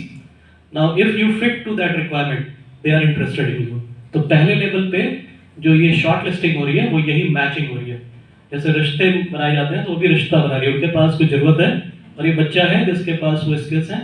अब उनकी एप्लीकेशन के थ्रू, उनके CV के थ्रू, उनको अगर उस बच्चे ने स्मार्टली अपनी सीवी बनाई है और उसमें वो बातें लिखी है और लिखते वक्त उसने इनका रिक्वायरमेंट पढ़ लिया था। अगर कोई बच्चा ऐसा है एक ही सीवी बना के रखा है, कोई भी रिक्वायरमेंट हो एक ही सीवी भेजता है, तो उसके चांसेस ज्यादा होंगे या कम होंगे? कम होंगे। और दूसरा एक बच्चा जो स्मार्ट है, वो देखता है ये वाली नौकरी में ये स्किल सेट की रिक्वायरमेंट है, उसने अपनी सीवी में बड़ी स्मार्टली उन चीजों को प्लेस कर दिया, उन कीवर्ड्स को डाल दिया। तो जब वो अप्लाई करेगा उसकी सीवी की शॉर्टलिस्ट होने के चांसेस बढ़ जाएंगे, ठीक है। तो अब ये भी नहीं है कि आप स्किल सेट इसको देख के लिख दो और जबकि वो स्किल सेट आपके पास नहीं है, बिना उस स्किल सेट को पजेस किए हुए आप अगर क्लेम करते हो कि मेरे पास ये स्किल सेट है, तो क्या होगा? आप बहुत दूर तक नहीं जा पाओगे। हो सकता है आपकी सीवी शॉर्टलिस्ट हो जाए, लेकिन during the interview you will be caught. उस वक्त आपको वो जान जाएगा कि आप ये गलत क्लेम कर रहे थे। तो सही स्ट्रेटजी क्या है, स्मार्ट स्ट्रेटजी क्या है? जो एक बच्चा जिसने MSW में एडमिशन लिया है, अभी आप लोग 3rd सेमेस्टर में हो? Yes sir. अभी 4th सेमेस्टर में मान लीजिए आपका प्लेसमेंट होगा या उसके बाद होगा, क्या क्या सिनेरियो है? कंपनीज आएंगी या आप खुद से अप्लाई करोगे? दोनों तरीके से होगा। अगर इसमें से कितने लोग ऐसे हैं जिन्होंने कोई प्रयास अपने फर्स्ट सेमेस्टर से करना स्टार्ट कर दिया था, आगे ध्यान रखते हुए कि मुझे किधर जाना है? आप में से कितने लोगों का MSW में आने का डिसीजन कॉन्शियस डिसीजन था कि आपको इसी सेक्टर में जाना है? सबका था, और सबको ये मालूम था 2 साल के बाद हमारा पाथ क्या होगा, करियर हमारा किधर जाने वाला है। उनमें से कुछ लोगों ने ये भी डिसाइड कर रखा होगा कि हमको ये कम्युनिटी वाले में जाना है, या मेडिकल वाले में जाना है, या चाइल्ड वाले में जाना है। ऐसा पहले से ही विचार पहले में आ गया होगा, आपका एरिया ऑफ इंटरेस्ट वो था, ठीक है। तो इतना सोचने के बाद फिर आपने उसके लिए तैयारी कुछ करनी स्टार्ट की थी, right from your first semester. तैयारी करने का मतलब क्या था? आपने कैसे जाना कि मुझे क्या तैयारी करना है? आपको किन चीजों पे तैयारी करनी है, इसका पता आपको कैसे? जॉब जो थे, तो जॉब जो थे वो कैसे आपको मालूम चले कि जॉब क्या है? सीनियर से पता सीनियर से पता लगा। इसके अलावा और कोई तरीका था पता करने का? ऑनलाइन वेबसाइट पे गए और वहां जाके क्या सर्च किया? जॉब डिस्क्रिप्शन देखा, जो कंपनीज या NGOs इस फील्ड में है, सोशल वर्क के फील्ड में है, उनमें किस तरह की वैकेंसी आती है ये आपने सर्च किया होगा। और उस वैकेंसी में जब वो वैकेंसी लेके आते हैं तो वो किस तरह के स्किल सेट को देख रहे होते हैं, ये आपने फाइंड आउट कर लिया होगा। और फिर आपने क्या किया होगा? जो सही तरीका है वो ये है कि आपको मालूम है कि मार्केट में इन स्किल सेट्स की डिमांड है। The companies are looking for these skill set in the candidate, right? Now if you want to be part of that organisation which is looking for a particular skill set, what should be your strategy? To develop those skill set in yourself. अपने अंदर उन skill sets को develop करना है। हो सकता है किसी बच्चे को स्किल सेट ऑलरेडी हो, तो जिसके पास हो उसको क्या करना है? They got to hone it further, polish it further, ठीक है। जिनके पास ऑलरेडी वो है उनको उसको और चमकाना है, और जिनके पास नहीं है उनको उसको डेवलप करना है, तो स्किल को डेवलप करना है। यानी आप क्या कर रहे हैं? गैप एनालिसिस कर रहे हैं, what is required and what I have. So once you know what is the gap, you have to work on it. आपको उस गैप को फुलफिल करने के लिए जो स्किल सेट की रिक्वायरमेंट है उसको डेवलप करना है। डेवलप करने के लिए क्या तरीके हो सकते हैं? अब आपको, अगर आप रियली सीरियस हो उस जॉब के लिए, तो it should become your passion to develop those skills. भले वो कॉलेज में पढ़ाई जाए या पढ़ाई ना जाए, आपको अपने लेवल पे उसका प्रयास करके उसको सीखना है। और जो सीखना चाहेगा, आज उसके लिए कोई बाधा नहीं है, कोई सीमा नहीं है।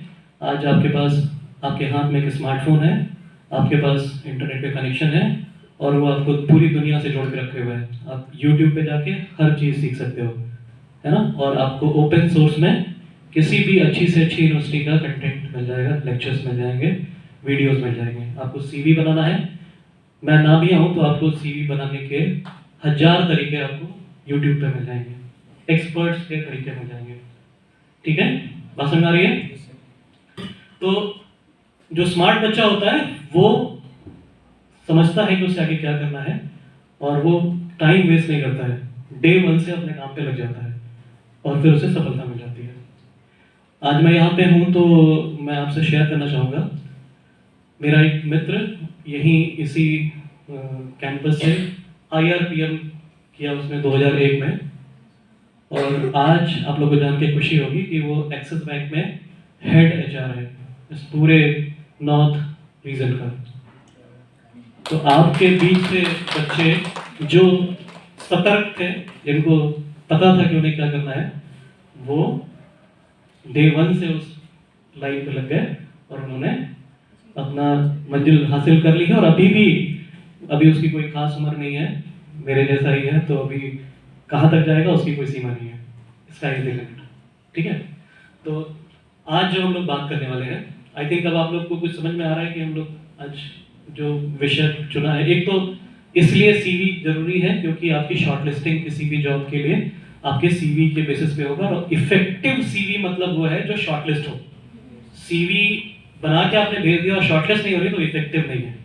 वो सीवी जो आपको जॉब दिला सके वो इफेक्टिव है, और वो तब इफेक्टिव होगी जब उसमें वो कीवर्ड्स होंगे, और केवल उन कीवर्ड्स का होना जरूरी नहीं है, उन कीवर्ड्स से रिलेटेड जो स्किल्स हैं वो आपके अंदर होनी जरूरी है ना। और आप जब उसको डिस्प्ले कर रहे हैं अपने सीवी में, और फिर दूसरा मौका आएगा जब वो सीवी काम करेगी, जब आपका इंटरव्यू होगा। इंटरव्यू लेते वक्त इंटरव्यूअर के हाथ में आपकी सीवी होती है, उसी के बेसिस पे वो आपसे सवाल करता है ना? और वो सवाल जब करेगा तो उसमें आपने जो लिखा रहेगा उसी के आसपास उसके सवाल इर्द गिर्द घूमेंगे। फिर स्टार्ट वहां से होंगे, फिर आपकी कला है कि आप उसको कहाँ ले जाते हो। तो शुरुआत करेगा आपकी सीवी से, फिर आपकी कैपेबिलिटी है, अगर आपने वाकई जो सीवी में रख रखा है, लिख रखा है, उसके बारे में आप पूरी तरह से कॉन्फिडेंट हो, उसको जवाब दे पा रहे हो, तो इंटरव्यू का डायरेक्शन डिसाइड करना वो आपके हाथ में है, कहाँ तक आप उसको ले जाते हो।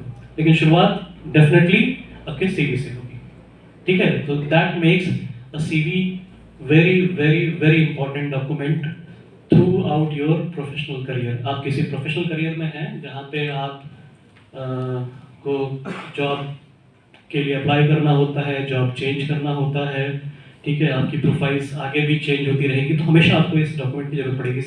ऐसा नहीं है कि बस एज अ फ्रेशर इसकी जरूरत है, आगे भी इसकी जरूरत पड़ेगी। तो अब 3 वर्ड्स आते हैं जो कॉमन है। एक है सीवी। सीवी को क्या कहते हैं, किसी को मालूम है? Curriculum vitae. ठीक है, करिकुलम विटाए। दूसरा है रिज्यूमे। ठीक है, और तीसरा वर्ड है बायोडेटा। अब ये तीनों क्या एक ही हैं या अलग अलग हैं? अलग अलग है। किसी को कुछ अंदाजा है क्या डिफरेंस है? हाँ,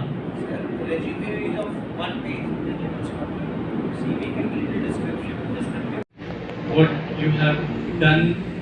अब ये नहीं कि उसमें सब कुछ रहेगा। प्रोफेशनली जो आप प्रोफेशनल सीवी बना रहे हो, जॉब के लिए अपने प्रोफेशन से रिलेटेड बना रहे हो, उससे रिलेटेड जो कुछ भी इंफॉर्मेशन है वो सारी इंफॉर्मेशन डिटेल में आपकी सीवी में होगी। तो CV happens to be a detailed description of your journey as a professional. All the steps in your journey as a professional are listed there in the CV. It's story of your life. And what about the resume? Resume short description होता है। CV can be depending on the experience, वो 2 से लेके 10-12 page तक की भी हो सकती है, और कुछ लोगों की सीवी बहुत लंबी चौड़ी होती है। हमारे पूर्व प्रधानमंत्री मनमोहन सिंह के बारे में कहा जाता था कि उनकी सीवी वो 70-75 पेज की है, उनकी इतनी अचीवमेंट्स थी। ठीक है, तो लोगों की लाइफ जर्नी जो बहुत ऊंचाइयों तक पहुंच जाते हैं, जिन्होंने बहुत काम किया है। मनमोहन सिंह बहुत ही लर्नेड, और उन्होंने पूरी दुनिया देखी थी, बहुत अलग अलग महत्वपूर्ण पदों पर काम किया, बहुत सारे उनके योगदान थे, वो सब उन्होंने लिखा, तो कितना बड़ा हो गया वो सोच लीजिए। तो एकेडमिशियंस का, साइंटिस्ट का, ऐसे बड़े बड़े लोगों का ज़्यादा लंबा हो जाता है। अदरवाइज 2 से लेकर 10-11 पेज तक का प्रोफेशनल का सीवी होता है। और रिज्यूमे क्या होता है? रिज्यूमे 1 पेज, बहुत हुआ तो 2 पेज, ठीक है, 1 पेज ही होना चाहिए। और उसमें क्या अंतर क्या होता है? सीवी तो आपकी पूरी लाइफ जर्नी है ना। रिज्यूमे क्या है? वो उसका एक हिस्सा है। सीवी से क्रक्स निकालते हैं और उसको हाईलाइटेड चीज़ें जो होती हैं जिसको आप हाईलाइट करना चाहते हैं। और रिज्यूमे हमेशा कस्टमाइज होता है, मतलब it is for a particular job. अगर कोई वैकेंसी अनाउंस हुई है, उसके लिए आप अप्लाई कर रहे हो और उन्होंने रिज्यूमे मांगा है, तो उन्होंने शॉर्ट डिस्क्रिप्शन आपका मांग रखा है which is pertaining to that job. तो उस जॉब से रिलेटेड जो आपकी हाईलाइट करना चाहो आप अपने स्किल को, एक्सपीरियंस को, एजुकेशनल क्वालिफिकेशन को, ठीक है, आपके अभी तक के परफॉर्मेंस इंडिकेटर्स जो हैं उनको शॉर्ट में आप CV रिज्यूमे के फॉर्म में भेज देते हैं अपने एम्प्लॉयर को, क्योंकि एम्प्लॉयर पहली बार में आपसे ब्रीफ चाहता है और फिर बाद में जब इंटरव्यू होगा तो हो सकता है कि आपसे रिज्यूमे के साथ साथ वो बाकी एक अक्सर इन जॉब के लिए जब आप जाते हैं इंटरव्यू के लिए तो एक एप्लीकेशन ब्लैंक बोलते हैं उसको, एक एप्लीकेशन ब्लैंक भरवाया जाता है, तो वो भी डॉक्यूमेंट उनके पास आ जाता है। ठीक है, एक तो आपकी CV होती है और एक एप्लीकेशन ब्लैंक होता है, तो उनके पास कई सारी इन्फॉर्मेशन होती है जिसके बेसिस पे आपसे इंटरव्यू कंडक्ट करता है। तो अब तीसरा क्या होता है, बायोडेटा। बायोडेटा में आपकी पर्सनल इन्फॉर्मेशन भी होती हैं और ऐसे तो जो तरीका है US और कनाडा में CV बोलते हैं उस डॉक्यूमेंट को जो एकेडमिक जॉब्स के लिए मांगी जाती है, ठीक है, और बाकी प्रोफेशनल जॉब्स के लिए ज़्यादातर वहाँ पे रिज्यूमे मांगा जाता है। इंडिया में और साउथ एशियन कंट्रीज में तीनों को इंटरचेंजेबली यूज़ किया जाता है। कभी कभी सेम डॉक्यूमेंट का अक्सर कंपनीज का मतलब ये होता है कि रिज्यूमे CV या बायोडाटा भेजिए, तो मतलब वो तीनों लगभग उनके नज़र में एक जैसी है ना, उनके लिए CV रिज्यूमे या बायोडाटा एक जैसा ही डॉक्यूमेंट है। और बायोडाटा अक्सर चूंकि पर्सनल इन्फॉर्मेशन ज़्यादा होती है उसमें, तो वो मैट्रिमोनियल पर्पजेस से बायोडाटा का ज़्यादा सिग्निफिकेंस है। ठीक है, तो अब कैसे बनाया जाता है और क्या मुख्य चीज़ें होनी चाहिए उसमें आपका CV में। आप में से कितने लोगों ने अपनी CV बना रखी है? ठीक है, क्या आपको कोई फॉर्मेट दिया गया है? कोई कॉलेज की तरफ से कोई फॉर्मेट दिया गया है CV बनाने के लिए? अपनी तरफ से आप लोगों ने सर्च किया? फॉर्मेट है वहीं से पढ़ा था तो वो स्टैंडर्ड फॉर्मेट है, मतलब सब लोग उसी पे बना रखे हैं या सबका अलग अलग है? सबने अपने अलग अलग फॉर्मेट खोजे होंगे नेट से और उस पर अपना बना लिया है। ठीक है, तो आज मैं आपको एक टेम्पलेट दिखा रहा हूँ रिज्यूमे का। ठीक है, अब चूंकि आप फ्रेशर हैं तो आपका मोर और लेस वही होगा। फ्रेशर्स के पास बहुत ज़्यादा अभी इंफॉर्मेशन है नहीं, तो उनकी CV और रिज्यूमे एक जैसी ही होंगी अभी शुरुआत में।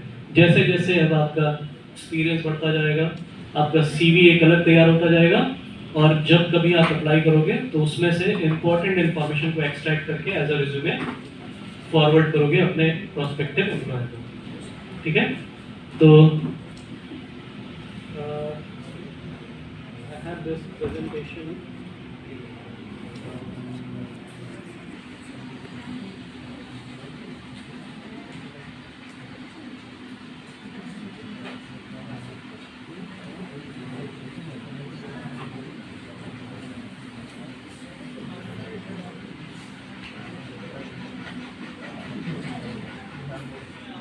बता चुका हूँ CV, रिज्यूमे और बायोडाटा में क्या डिफरेंस होता है। ठीक है, CV इन डेप्थ डॉक्यूमेंट होता है, 2 से 3 पेज का होता है और कई बार ये 10 पेजेस से ज़्यादा हो सकता है और भी ज़्यादा हो सकता है। ठीक है, the CV or curriculum vitae, it contains information about your education, professional career, publications, awards, honors and other things.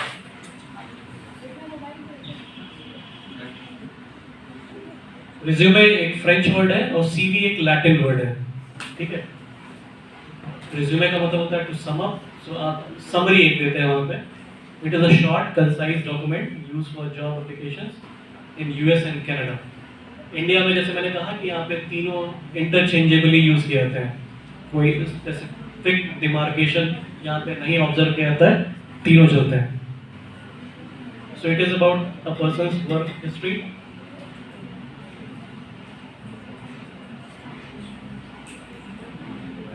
कब किस डॉक्यूमेंट को यूज़ करना चाहिए, तो अगर आप एकेडमिक्स में हैं तो CV की ज़्यादा वहाँ रेलेवेंसी है। अगर आप किसी प्रोफेशनल करियर में जा रहे हैं और किसी एक पर्टिकुलर जॉब के लिए, स्पेसिफिक जॉब के लिए अप्लाई कर रहे हैं तो आपको रिज्यूमे भेजना चाहिए। ठीक है,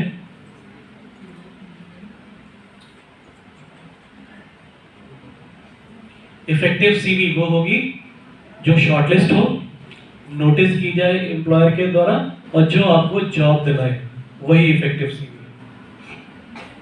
जॉब दिलाने के लिए पहला स्टेप क्या होगा? जॉब मिलेगी तब जब आपको जॉब इंटरव्यू तक पहुंचेंगे आप। तो CV should first of all land some job interviews for you, आपको जॉब इंटरव्यू तक पहुंचाए, फिर आप अपने इंटरव्यू पे जो आप जवाब देंगे वो आपको फाइनली जॉब दिलाएगा। तो सीडी आपकी सीवी के थ्रू ही रहेगी, इसीलिए सीवी का इतना महत्व है। मैंने आपको एप्लीकेशन ट्रैकिंग सिस्टम के बारे में बताया था। तो कैसे काम करता है एप्लीकेशन ट्रैकिंग सिस्टम? कभी जो कंपनीज होती हैं वो सॉलिसिट करती हैं, रिक्विजिशन आती है, वो लोग सॉलिसिट करेंगे एप्लीकेशन, हमारे यहाँ वैकेंसी है, आप अप्लाई करिए, that is called solicitation of application. So you apply there, if they have requirement, they create a job, they invite application. How do they invite application? By publishing it to web, in newspapers and other job boards, job जो आपके portals वगैरह हैं वहाँ पे वो notify करके application invite करते हैं, and you apply there. कई तरह से apply करते हैं, कभी CV ईमेल से भेज के, कभी LinkedIn वगैरह पे apply करके, कभी जो है इंडीड या शाइन, मॉन्स्टर, नौकरी जैसी प्लेस पे जाके करते हो, ठीक है, या कई बार गवर्नमेंट का जो प्रोसीजर होता है उससे अप्लाई करते हो।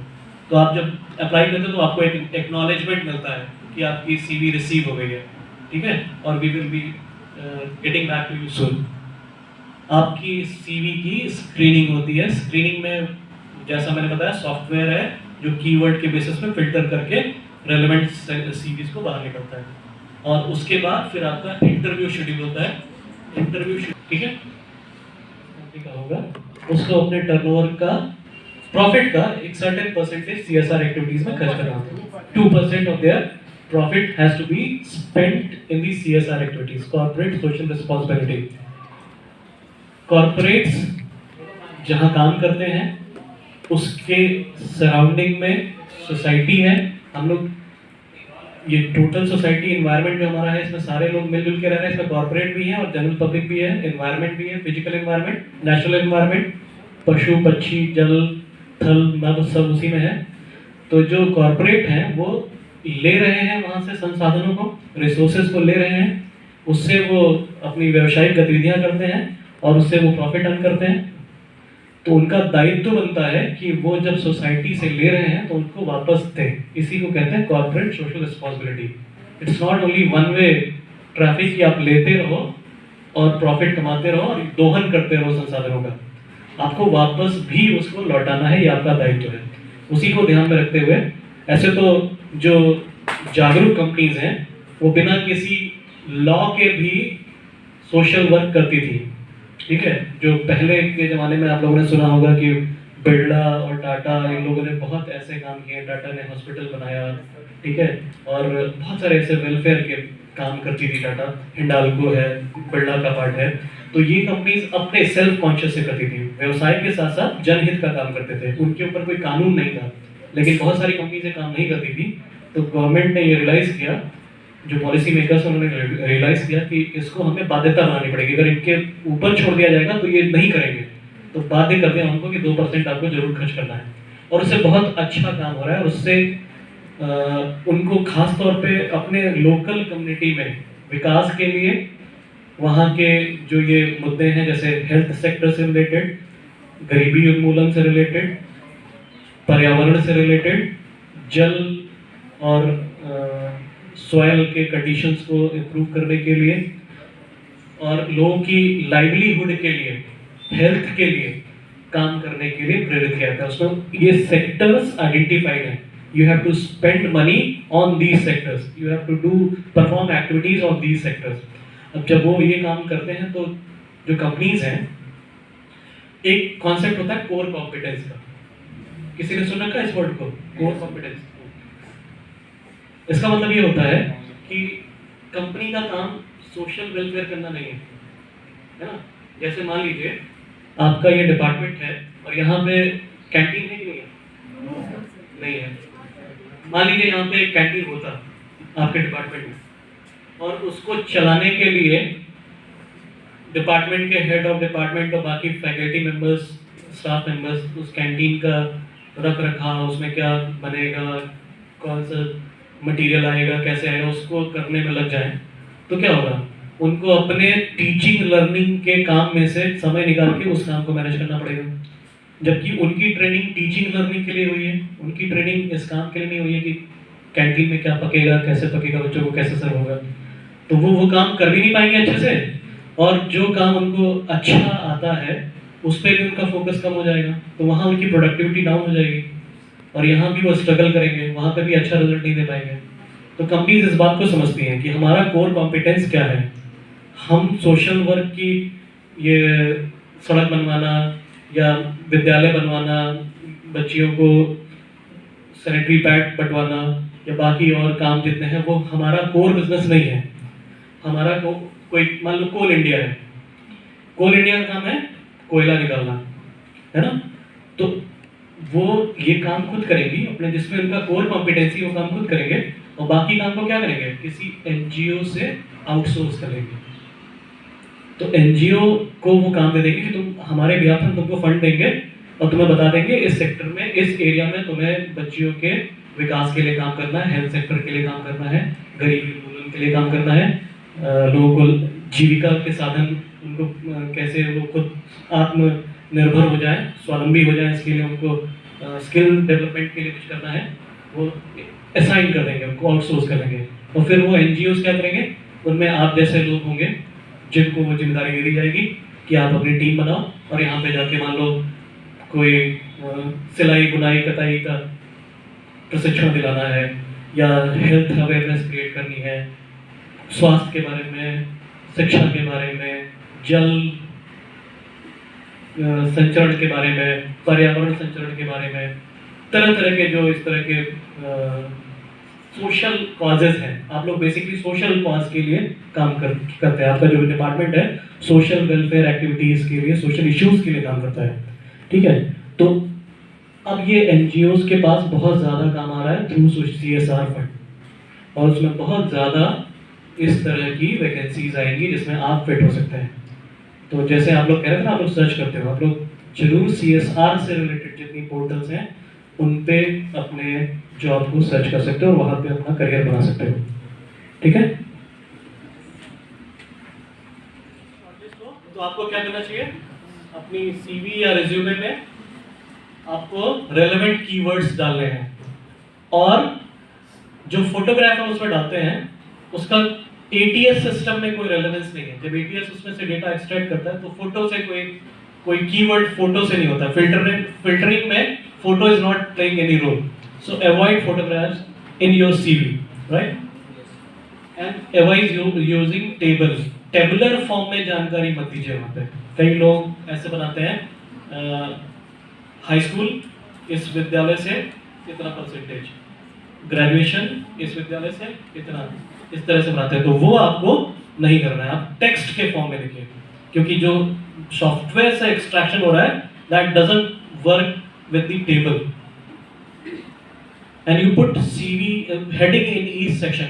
आपका CV जो है वो डिवाइडेड होना चाहिए इनटू डिफरेंट सेक्शन, उससे क्या होती है, उसकी रीडेबिलिटी बढ़ती है, ठीक है। और उस सेक्शन के अंदर ही आपको वो रेलेवेंट वर्ड्स आप लिखोगे, अपने इंफॉर्मेशन पे डालोगे, तो that makes it easy for the employer to shortlist your CV and go through your CV. And never ever lie on your CV. कभी भी कुछ भी गलत इंफॉर्मेशन मत डालिए, क्योंकि वो आपको हो सकता है कि शॉर्टलिस्टिंग में थोड़ा हेल्प कर दे, लेकिन अल्टीमेटली आप पकड़े जाएंगे, वो एक्सपोज हो जाएंगे, और that will rather work against you. हो सकता है कि आप कुछ सही बात लिखे होते तो आपका सिलेक्शन हो भी आता, गलत लिख के जाओगे और पकड़े जाओगे तो बिल्कुल रिजेक्ट हो जाओगे, और हो सकता है आगे के लिए भी ब्लैकलिस्ट कर दे कि ये गलत इन्फॉर्मेशन डालते हैं, ठीक है। तो वो आपके लिए ज़्यादा खतरनाक है। इससे अच्छा है कि या तो आप सही जानकारी दो, ना सिलेक्ट हो वो ठीक है, लेकिन पकड़े जाना आपके लिए ज़्यादा मुश्किल है। And do not use the same CV for every job, edit your CV according to the requirement of the job. हर जॉब के रिक्वायरमेंट के साथ ही CV को उसको ज़्यादा रेलेवेंट बनाने के लिए आप उसको क्या करें, बाद में उसको कस्टमाइज करिए। And how to write an effective CV, मैंने बोला ना कि कीवर्ड्स इंपॉर्टेंट है, तो कीवर्ड्स कहाँ से मिलेंगे आपको, वो आपको सर्च करके मिलेंगे। आजकल मार्केट में किन कीवर्ड्स की जरूरत है, जैसे मतलब CSR एक्टिविटीज़ में उनको चाहिए। अब CSR एक्टिविटी में कौन कौन से एरियाज हैं जिसको गवर्नमेंट ने फोकस कर रखा है, हेल्थ से रिलेटेड, एजुकेशन से रिलेटेड, पर्यावरण से रिलेटेड, विमेन एम्पावरमेंट से रिलेटेड, लाइवलीहुड से रिलेटेड। तो जिन्होंने इन सेक्टर्स में काम किया होगा वैसे प्रोफेशनल्स की ज़्यादा जरूरत होगी। तो इफ़ यू नो कि दीज आर इन थिंग्स, मतलब जो इन डिमांड थिंग्स हैं, तो उसके हिसाब से आप अपनी स्किल को डेवलप कर लो, and that you put in your CV, you have better chances to get selected and shortlisted. Use a format which is easy to navigate. कई बार लोग CV को बड़ा आर्टिस्टिक बना देते हैं। वो आर्टिस्टिक बनाने वाली चीज़ नहीं है, वहाँ पे आपको अपनी कला नहीं दिखानी है ना। उसको फॉन्ट अलग अलग यूज़ करेंगे, कलर्स अलग अलग यूज़ करेंगे, बहुत सारे टेबल्स बना देंगे। It's not meant for that. CV is not meant for showing your artistic skills. You should put the keywords in a very presentable manner, in a crisp and concise way. क्योंकि बहुत ज़्यादा time नहीं होता है employer के पास कि वो आपकी CV को बहुत गहन अध्ययन करेगा। उसको सरसरी निगाह में दिख जाना चाहिए जो उनके मतलब की बातें हैं। तो आपको मालूम होना चाहिए कि उनके मतलब की बात क्या है। वो कैसे मालूम चलेगा? जॉब डिस्क्रिप्शन, जहाँ पर उन्होंने जॉब अनाउंसमेंट कर रखा है वहाँ से उनके मतलब की बात आपको मालूम चलेगी कि what they are looking for. So put those things in your CV and highlight it. Presentation important है। खाना कैसे प्रेजेंट हो रहा है, सजा के आपको थाली में उनको रखना है CV को। तो किस तरीके से आप उसको सजा रहे हो। सजाने का मतलब नहीं है कि उसको लाल पीला नीला कर दो, बड़ा छोटा कर दो, है ना। वो कीवर्ड्स इंपॉर्टेंट है, कीवर्ड्स हाईलाइट होने चाहिए और सेक्शंस में डिवाइड होने चाहिए।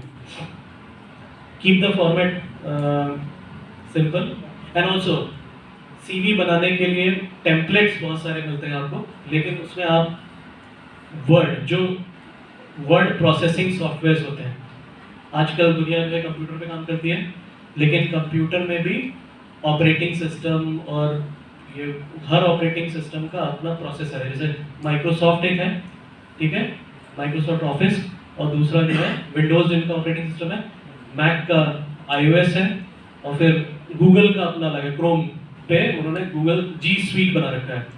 तो ज़्यादातर पॉपुलर जो है MS वर्ड है और गूगल डॉक्स। आप लोग गूगल डॉक्स पे काम करते हैं? कितने लोगों ने गूगल डॉक्स पे काम किया है? कैसे जाते हैं वहाँ पे आप?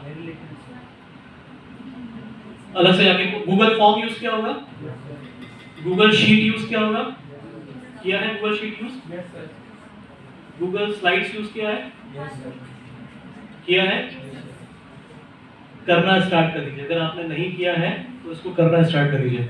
क्या अंतर है इसमें? माइक्रोसॉफ्ट के टूल्स हैं पावर पॉइंट, वर्ड, एक्सेल, और उन्हीं की तरह से यहाँ पे गूगल में क्या है, डॉक्स, स्लाइड, गूगल शीट। इनमें अंतर क्या है? ये क्लाउड पे है, गूगल वाला जितना कुछ है वो क्लाउड पे है, उसको आपको कहीं सेव करने की जरूरत नहीं होती। अगर आप इंटरनेट पे कनेक्टेड हो तो इंटरनेट पे क्लाउड में सेव हो रहा है आपका डॉक्यूमेंट, रियल टाइम में, and that can be collaborated, you can work in a team. Real time में आप कई लोग को उसका एक्सेस दे सकते हैं और कई लोग कई लोकेशंस पे काम कर सकते हैं। और जो कॉर्पोरेट में या जैसे आप किसी कंपनी में जाओगे, किसी NGO में जाओगे, वहाँ सारा काम गूगल शीट और एक्सेल पे हो रहा है। एक्सेल पे भी होता है, एक्सेल का ही ऑनलाइन वर्जन जो आपका गूगल शीट है, क्योंकि इसमें एक कैपेबिलिटी ये आ गई है कि ये रियल टाइम में आप कई सारे लोगों के साथ डेटा शेयर हो जाता है और कई लोग मिलकर काम कर लेते हैं, कोलैबोरेट करके काम कर लेते हैं, ठीक है। तो आप या तो अपना MS वर्ड पे बनाइए या गूगल डॉक्स पे बनाइए, उसके अलावा और कोई टेम्पलेट मत यूज कीजिए। अब क्यों कह रहे हैं कोई और टेम्पलेट? आप लोगों ने कैनवा का नाम सुना है? कैनवा पे भी आप अपनी CV बना सकते हैं। आप विजमी का नाम सुना है? विजमी पे भी अपना CV बना सकते हैं, ये भी कैनवा जैसा ही है। क्रेलो सुना है? क्रेलो, ये भी कैनवा जैसा है। ये सारे बहुत सारे नए टूल्स हैं, फ्री ऑफ कॉस्ट भी हैं, जहाँ जाके आप अपना एनिमेटेड CV भी बना सकते हो। बनाना चाहिए आप, you should go and make your animated CV using these tools, ठीक है। बट अगर आप कहीं अप्लाई कर रहे हो तो वहाँ कौन सा फॉर्मेट भेजना है? वर्ड या डॉक्स।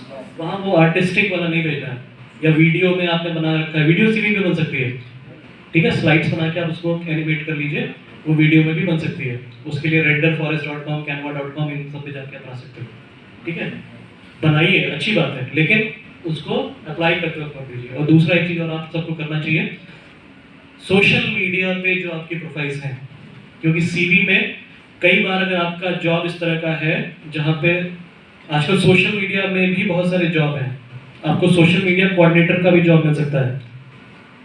बात समझ आ रही है? कोई भी जो एनजीओ भी है उनको भी क्या चाहिए होता है, फंड्स चाहिए होते हैं, मैन पावर चाहिए होता है, और उनको भी अपने बारे में एक पॉजिटिव अवेयरनेस क्रिएट करनी होती है। अपने जो टारगेट ऑडियंस है उनको अट्रैक्ट करना होता है, उसके लिए वो सोशल मीडिया पे एक्टिव है। तो आप में से कई लोग हो सकता है सोशल मीडिया वाले काम में लग जाओ, जो ये काम हो रहे हैं ग्राउंड पे उसको बताना भी जरूरी होता है।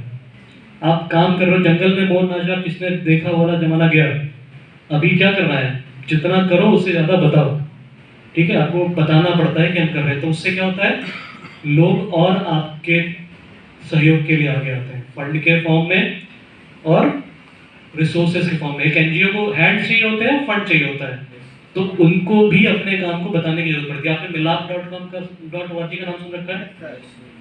वो लोग सोशल मीडिया बेस्ड ही काम कर रहे हैं। Crowd funding, crowd sourcing, these are new generation business models, ठीक है। तो many of you will be making your career in those areas. अब वो ट्रेडिशनल वाला काम भी मॉडर्न तरीके से हो रहा है, काम वही है लेकिन करने का अंदाज बदल गया है, करने का तरीका बदल गया है। तो आपको उस सेक्टर में जाने के लिए आपको अपने जो सोशल मीडिया प्रोफाइल है वहाँ पे भी अपने आप को दिखाना पड़ेगा। आपका सोशल मीडिया प्रोफाइल भी कई बार आपके सीवी का आप लिंक देते हो कि if you want to know more about me you can go through my LinkedIn profile, my Facebook profile, my other social media profile, Twitter, because that, और blog आप लिखते हैं तो ब्लॉग देख सकता है। जैसे आपको कोई इसमें रिपोर्ट राइटिंग भी होती है, आप जिस काम में हो इसमें रिपोर्ट राइटिंग भी होगी, कोई स्टोरी भी बनाएंगे आप, है ना, सेंसिटाइज करने के लिए लोगों को। आपका काम केवल जा जाके एक आदमी से मिल के उसकी समस्याओं का समाधान करना ही नहीं है, उसके बारे में अगर लिख के कुछ भला हो सके सोसाइटी का, पब्लिक का, या जिस सेक्टर के लिए आप काम कर रहे हैं, तो लिख के भी आपको काम करना है, वो भी आपके काम का पार्ट है। तो कई बार आप ब्लॉग लिखते हो तो ब्लॉग का आपने लिंक दे रखा अपनी सीवी में, लोग जाके उस ब्लॉग को ओपन करके देख सकते हैं कि इन्होंने काम क्या किया है। तो आपको स्मार्टली अपने सोशल मीडिया को, जब आप प्रोफेशनल हैं, है ना, you are now a professional, क्योंकि आपने एक प्रोफेशन चूज किया है, तो अब आपको बड़े ही सावधानी से अपने सोशल मीडिया का भी यूज करना है। क्योंकि आजकल एम्प्लॉयर्स क्या करते हैं, जो प्रोस्पेक्टिव एम्प्लॉयर हैं, एक तो या तो आपने वहाँ पे अपना लिंक दे रखा है, वहां से जाके आपके काम को देख सकते हैं, वो आपके सोशल, आप चाहते हैं कि वो जाए हमारे लिंक से और हमारा काम देखें वहाँ पे, एक ये तरीका है। दूसरा, आपने नहीं लिखा हुआ है लेकिन वो जाके देख लेंगे आपके बिना बताए। अब आप सोचोगे कैसे देख लेंगे, आपने अपना ईमेल आईडी दे रखा है, आपने अपना नाम दे रखा है, अपना मोबाइल नंबर दे रखा है, और इन्हीं तीनों चीज़ों की मदद से आप अपना सोशल मीडिया प्रोफाइल बनाते हैं। आपका सोशल मीडिया प्रोफाइल खोजने के लिए बस 3 चीज़ों की जरूरत है, हम इन 3 चीज़ों से आपका सब सोशल मीडिया प्रोफाइल निकाल लेंगे। तो एम्प्लॉयर्स वहाँ जाके देखता है कि वहाँ क्या करते हैं अपने सोशल मीडिया प्रोफाइल में, वहाँ केवल सेल्फी डाल रहे हैं या जय श्री राम और अल्लाह अकबर के नारा लगाते हैं, या कोई बहुत सारे लोग सोशल, उनकी जो एक्टिविटीज़ होते हैं सोशल मीडिया पे जो पोस्ट करते हैं, उसको अगर कोई एम्प्लॉयर देख ले तो वो तुरंत उनसे दूरी बना लेगा कि इस बंदे को हमारे ऑर्गेनाइजेशन में नहीं आना चाहिए, ये हमारे ऑर्गेनाइजेशन में फिट नहीं होगा। तो आपको, अगर आप प्रोफेशनल हैं तो आपका प्रोफेशनल का मतलब होता है वो किसी साइड का नहीं होता है, वो केवल अपने प्रोफेशन के बारे में डिवोटेड होता है। तो आपकी सोशल मीडिया पे भी आपकी एक्टिविटीज बहुत ही प्रोफेशनल होनी चाहिए। कई लोग ये सोचते हैं कि लिंक्डइन एक प्रोफेशनल सोशल मीडिया प्लेटफॉर्म है तो वहाँ तो हम साफ सुथरे रहेंगे, बाकी जगहों पे हम अपने आप को एक्सप्रेस करेंगे, it's a platform to express myself, ठीक है। But still there is a boundary, if you are into some profession you should maintain that boundary, that limit. Narendra Modi बोले कि हम अपना ऑफिशियल हैंडल से कुछ और करेंगे और पर्सनल हैंडल से कुछ और करेंगे, ऐसा नहीं हो सकता, उनको उसकी डिग्निटी मेंटेन करनी पड़ेगी। तो as a professional you have to maintain the decorum and dignity of your profession on your social media profile. This is very very important. ये new age है, यहाँ पे hiring की techniques भी new age techniques है। Social media is playing a very important role in hiring of the candidate, क्योंकि वो आपके केवल इंटरव्यू लेके आपको उतना नहीं जान पाएंगे जितना आपके सोशल मीडिया को देख के जान जाएंगे। तो एम्प्लॉयर्स आज बहुत स्मार्ट हो चुके हैं और उनकी ज़रूरत है। क्यों ज़रूरत है? जो उनकी अकाउंटेबिलिटी होती है, जो आपको सेलेक्ट कर रहे हैं उनको भी ROI दिखाना पड़ता है, क्योंकि जब आपका सिलेक्शन होता है और फिर आपकी ट्रेनिंग होती है उस पर कंपनी की कॉस्ट आती है, या NGO है तो उसकी कॉस्ट आती है। NGO को पैसे मुश्किल से मिलते हैं, उस पैसे को वो ऐसे ही कूल जलूल मैन पावर पे नहीं खर्चा कर सकते, वो एक्सपेरिमेंट नहीं कर सकते। किसी को इंडक्ट किया, फिर ट्रेनिंग दिया, फिर पता नहीं उसमें से 100 लोग को लिया तो 10 लोग रहेंगे, तो 90 लोग छोड़ के चले गए। अगर 90 लोग छोड़ के जा रहे हैं तो सवाल उठेगा उस पर जो रिक्रूटमेंट कर रहा है, तुमने कैसे रिक्रूटमेंट किया कि 100 में से 90 छोड़ के चले गए। तो उन्हें भी एक एक कैंडिडेट को पूरा स्क्रीन करके उनकी अकाउंटेबिलिटी है कि आप जितना रेशियो बढ़ाओ, इसको अपनी प्रोडक्टिविटी अपनी इफिशिएंसी बढ़ाओ कि जितना 100 को ले रहे हो तो उसका परसेंटेज रिटेन वाले का हाई हो और छोड़ के जाने वाले का कम हो।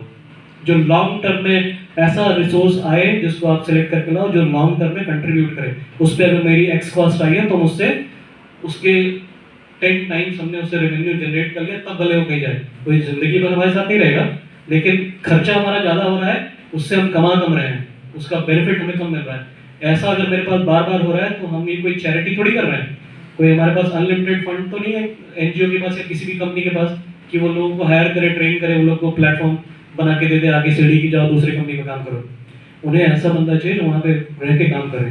तो वो देखना चाहते हैं आपको, आपकी क्वालिफिकेशन, आपकी CV पे जो लिखा है वो तो है ही है, साथ साथ आपके बिहेवियरल एस्पेक्ट को देखना चाहते हैं, आपके एटीट्यूड को जानना चाहते हैं, आपको फिट कैसे हो रहे हैं एज अ पर्सन, आप उस ऑर्गेनाइजेशन में फिट कैसे होंगे, आपके एस्पिरेशंस क्या हैं, आपकी अलाइनमेंट क्या है, वो सारा कुछ उनको देखना ज़रूरी है।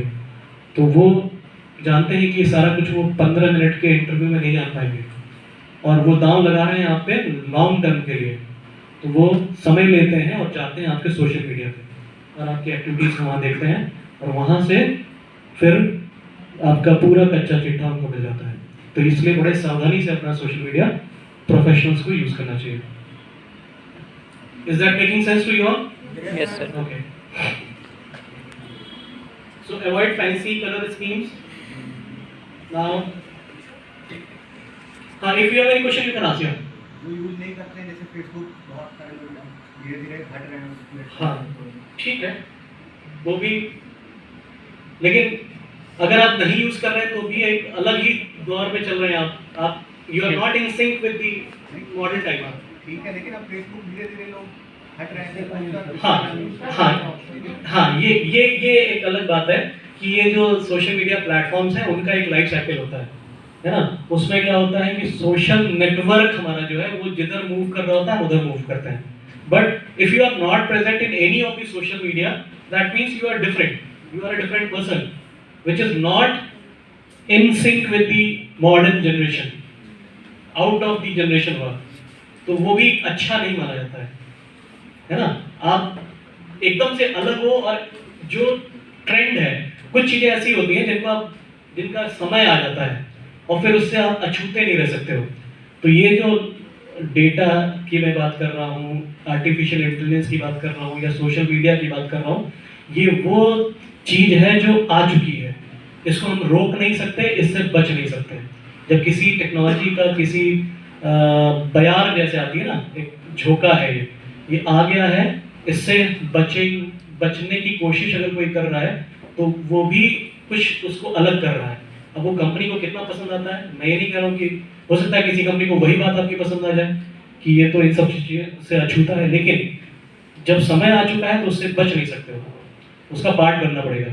Why are you staying away from the social media? What is your reason for that? Move कर गए लोग। You moved from Facebook to some other platform, but you are there on some platform. It's okay. वो जानते हैं इस वक्त कौन सा प्लेटफॉर्म है जो पॉपुलर है, ट्रेंडिंग है, उस प्लेटफॉर्म पे देख लेंगे आपको, वो बात अलग है। लेकिन आप किसी प्लेटफॉर्म पे नहीं हो, that makes you a different person, which is not in sync with the current time. ठीक है, तो that might be if that is the case, you should be knowing what is the reason. So वो reason कुछ तो है जो आपको दूसरों से अलग कर रहा है। वो एक उनके लिए सोचने वाली बात हो सकती है, क्यों ये बंदा कहीं नहीं है ना। उसको देखने का पर्सपेक्टिव उनका अलग हो सकता है। अब ये पर्सपेक्टिव सबका अलग होगा। एम्प्लॉयर भी इंसान है, तो किसी को कोई भी बात पसंद आ सकती है, किसी को वही बात पसंद नहीं आ सकती है। तो हो सकता है किसी को वो बात आपकी अच्छी लग जाए कि ये अलग, और आपसे बात करने के बाद उसके कारण जानने के बाद अगर उसको सेटिस्फाई कर लेते हो आप, कन्विंस हो गया तो आपके पक्ष में बात है, नहीं कन्विंस हुआ तो मतलब इट्स अगेन एक मौका हो सकता है आपको मिले और हो सकता है ना भी मिले, तो एनीथिंग कैन हैपन। लेकिन अगर आप ट्रेंड है किसी चीज़ का, जो चीज़ आ चुकी है उसको रोकना, उससे भागना, ये एक अच्छी स्ट्रैटेजी होती है, उसको अडैप्ट करना पड़ता है ना। जो हम लोग पढ़ते हैं कि बहुत सारे डायनासोर एक्सटिंक्ट हो गया, ऐसे ही मार्केट से बहुत सारी कंपनीज एक्सटिंक्ट हो गई, एम्बेसडर गायब हो गई, बहुत सारे ऐसे प्रोडक्ट थे जो मार्केट से चले गए। क्यों? क्योंकि वो कंपनी, वो ब्रांड, वो प्रोडक्ट चेंज नहीं हुआ, समय के साथ बदला नहीं, वो चला जाएगा। तो इसलिए हम भी अगर समय के साथ बदलेंगे नहीं, नई चीज़ों को अपनाएंगे नहीं, बचने की कोशिश करेंगे, तो हो सकता है कि हम भी बाहर हो जाए, क्योंकि उस चीज़ का समय आ चुका है, उसको रोक नहीं सकते हैं। हम सब मिलके चाहें कि अब सोशल मीडिया हट जाए, ना आए, वो नहीं हो सकता है, उसका समय आ चुका है, वो परवेड कर जाएगा। उसको आत्मसात कर लीजिए, वो ज़्यादा अच्छा है, उसमें जुड़ जाइए, उससे बच के रहना एक अच्छी स्ट्रैटेजी नहीं होगी। बात समझ आ रही है? ओके, तो A4 साइज में बनाना चाहिए, ये सब भी आप लोगों को मालूम ही होगा। हेडिंग्स बोल्ड में होनी चाहिए।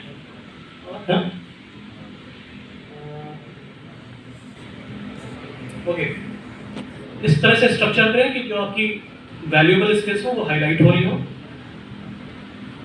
अच्छा, सीवी में बहुत सारे लोग ऊपर लिखते हैं सीवी, लिखना चाहिए?